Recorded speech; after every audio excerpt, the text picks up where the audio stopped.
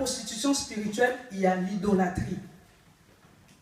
Un jour, Moïse est parti à la montagne pour chercher les commandements. Dieu voulait s'entretenir avec Moïse. Et Moïse était en train d'écrire la Genèse, Exode. Voilà pourquoi il est resté aussi longtemps. C'est lui qui écrivait. Dieu relatait à Moïse, voilà, au commencement, le monde était ceci, cela. Et le peuple a vu que Moïse est parti. Il a duré. Qu'est-ce que le peuple a fait? Le peuple a dit à Aaron, viens, fabrique-nous un veau d'or et nous allons adorer. Or, Dieu n'aime pas l'idolâtrie. Alléluia. Amen. Et l'idolâtrie, c'est une forme de prostitution spirituelle. Frère, je ne sais pas quelle est ton idole.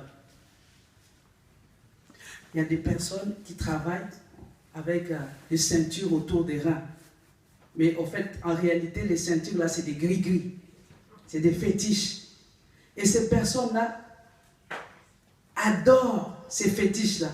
Il y a des personnes, des fois, c'est des câbles. Alléluia. Amen. Je te dis ce matin, Dieu n'aime pas l'idolâtrie. Les enfants d'Israël ont fabriqué les veaux d'or. Et les veaux d'or symbolisent beaucoup de choses. Je ne sais pas, pour toi, c'est quoi ton veau d'or? Qu'est-ce que tu t'es fabriqué pour adorer à la place de Dieu?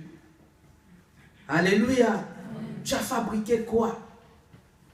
Les enfants d'Israël ont demandé à Aaron, vas-y, fabrique-nous un veau d'or, parce que Moïse tarde. Bien-aimé, je ne sais pas qu'est-ce que tu as demandé, mais je vais te dire comme Habakkuk 2, 1 à 3, attends-la. Elle s'accomplira certainement.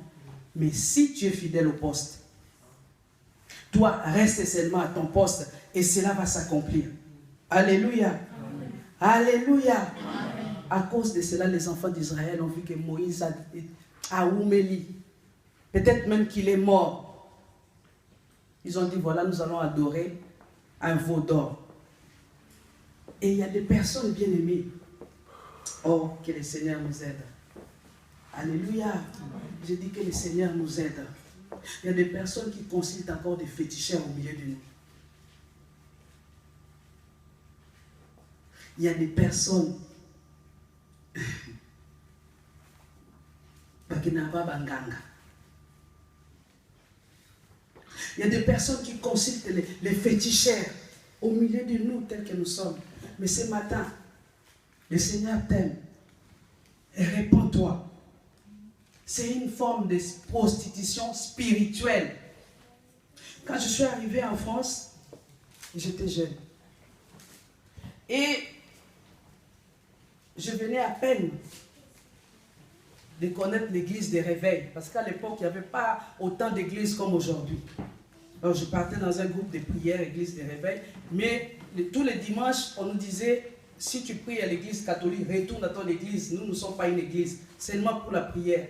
Et en ce moment-là, dans l'église catholique aussi, il y avait les renouveaux charismatiques dans l'église catholique, qui est aussi comme l'église des réveils. Et quand je suis arrivé en France, je commençais à chercher une église des réveils. Je vivais à Bretigny-sur-Orge. Et il n'y avait pas d'église. Il y avait une église catholique. Et un matin, je suis parti à l'église, mais il n'y avait que des vieillards. Oui, il n'y avait que des vieillards, des personnes âgées. Il n'y avait pas de jeunes, que des personnes âgées. J'ai dit, je n'ai pas trouvé ma place. Et après, je suis parti à Nantes. À Nantes, pareil.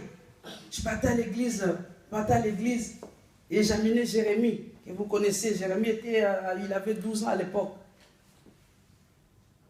Et lorsqu'à l'église catholique, vous savez vous-même, pour ceux qui étaient catholiques, vous savez comment ça se passe. Quand les prêtres prient, ou lorsqu'on chante, vous chantez tous, il n'y a pas synthé. Ici, des fois, on se cache derrière il n'y a pas synthé. C'est plus l'orgue, des choses comme ça. Là. Et puis, si quelqu'un qui est à côté de toi chante, on fait des fausses notes, ça te déconcentre. Parce qu'il n'y a pas la musique pour couvrir. Et souvent, Jérémie, tais-toi, je n'arrive pas. Alléluia. Amen. Alléluia. Amen. la modération. C'est des moments que nous devons aimer. Parce que lorsque la chorale chante, des fois tu peux entrer en contact avec le Seigneur au travers d'un chant que tu aimes.